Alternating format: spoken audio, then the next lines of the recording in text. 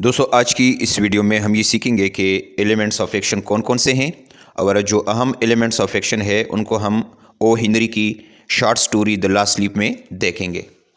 तो इस वीडियो के 3 हिस्से होंगे। पार्ट नंबर फर्स्ट है what is fiction, part number second है what are elements of fiction और नंबर थर्ड है elements of fiction in the short story the last sleep.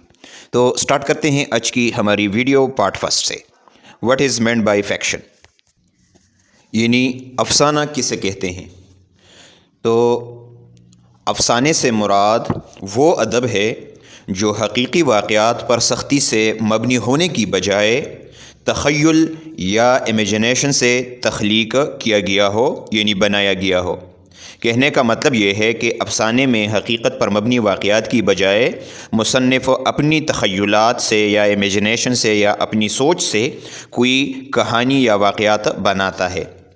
इसमें नावल, शॉर्ट स्टोरीज़, ड्रामे और स्टोरी टेलिंग यानी कहानियाँ सुनाना शामिल है, जिसमें सारे किरदार, वाक़यात और सेटिंग जो है वो मुसन्निफ़ ने ख़ुद बनाए होते हैं। ओके जी, next part of the video is element of fiction.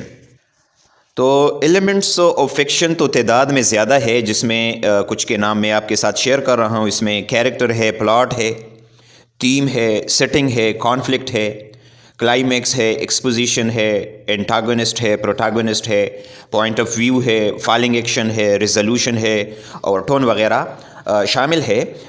ये तो सारे एलिमेंट्स जो है ये तो बहुत ज़्यादा है और इसमें जो अहम एलिमेंट्स है उनको हम ओ हेनरी की शॉर्ट स्टोरी पर अप्लाई करते हैं।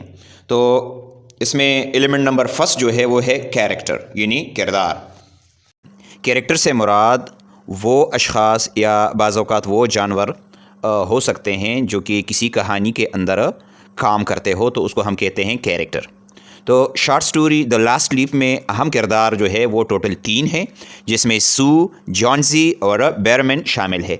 इस कहानी में हर एक किरदार की अपनी अलग शख्सियत है और अलग अलग रोल उनको दिए गए हैं और तमाम के तमाम अपने रोल्स को बड़े अच्छे तरीके से उन्होंने इसको निभाया है।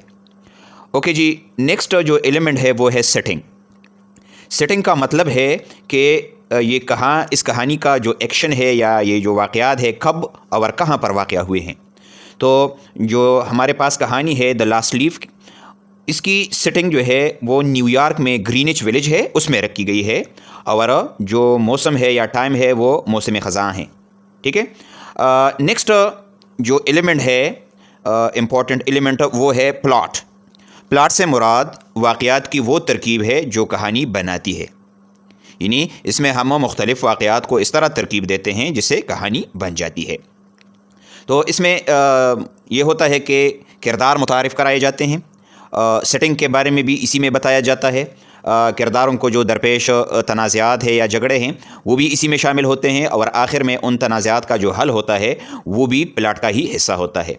तो जो कहानी है द लास्ट लीफ, उसका जो प्लाट है वो कुछ इस तरह है कि पूरी कहानी जॉन्सी की बीमारी के गिर्द घूमती है और उसकी इस यकीन के गिर्द घूमती है कि आखिरी पत्ता गिरने पर वो भी मर जाएगी, लेकिन आखिर में बेरमैन उसके लिए एक पत्ता फेंड कर लेता है और वो ये समझती है कि ये ओरिजिनल पत्ता है और उसी से उसकी उम्मीद बढ़ती है ज़िंदगी की और यूँ वो ठीक हो जाती है।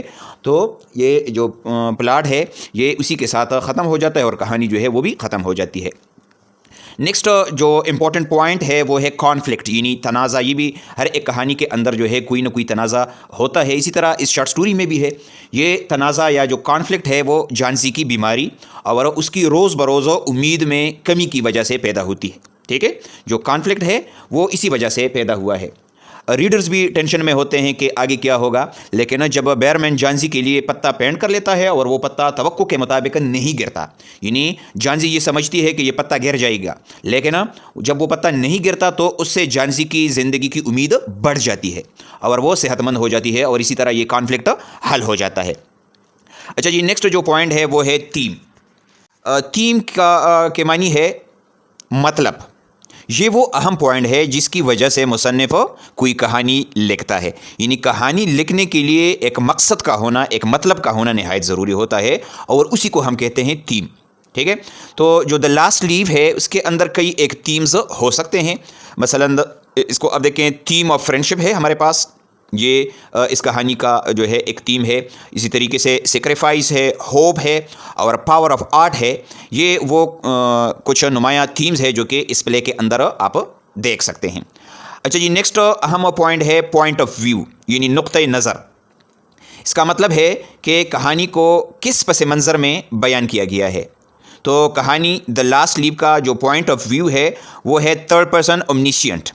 اب یہ تھرڈ پرسن اومنیشینٹ کا کیا مطلب ہے؟ اس کا مطلب یہ ہے کہ کہانی کو بیان کرنے والا اس اسٹوری میں خود کوئی کردار نہیں ہے، یعنی وہ ایک کیریکٹر نہیں ہے، لیکن وہ ہر ایک کردار کی سوچ اور جذبات سے باخبر ہے. ٹھیک ہے، اس کا جو مصنف ہے وہ خود ہر ایک کیریکٹر کی جذبات اور اس کی سوچ کے بارے میں ہمیں خود بتا رہا ہے. ٹھیک ہے، تو یہ اس کا ہو گیا پوائنٹ آف ویو. اور نیکسٹ جو اہم پوائنٹ ہے وہ ہے ریزولوشن، یعنی مسئلے کو حل کرنا یا تنازع حل کرنا. جس طرح کہ ہر ایک کہانی کے اندر ایک کانفلکٹ ہوتا ہے، ایک تنازع چل رہا ہوتا ہے، تو پھر اس تنازع کو اسی پلے کے آخر میں حل کیا جاتا ہے. اس عمل کو ہم کہتے ہیں ریزولوشن. تو دا لاسٹ لیف جو ہے اس میں تنازع اس وقت ختم ہوتا ہے جب جانسی کی زندگی کی امید بڑھ جاتی ہے بیرمن کی پینٹ کردہ پتے کو دیکھ کر. ٹھیک ہے، تو دوستو یہ تھا آج کا ہمارا ٹاپک. امید ہے آپ کو اس کی سمجھ آ گئی ہوگی. پھر بھی کسی بھی جگہ پر آپ کا کوئی سوال ہو تو آپ کمنٹ میں پوچھ سکتے ہیں، انشاءاللہ میں آپ کو ضرور جواب دوں گا. Thank you for watching. اللہ حافظ.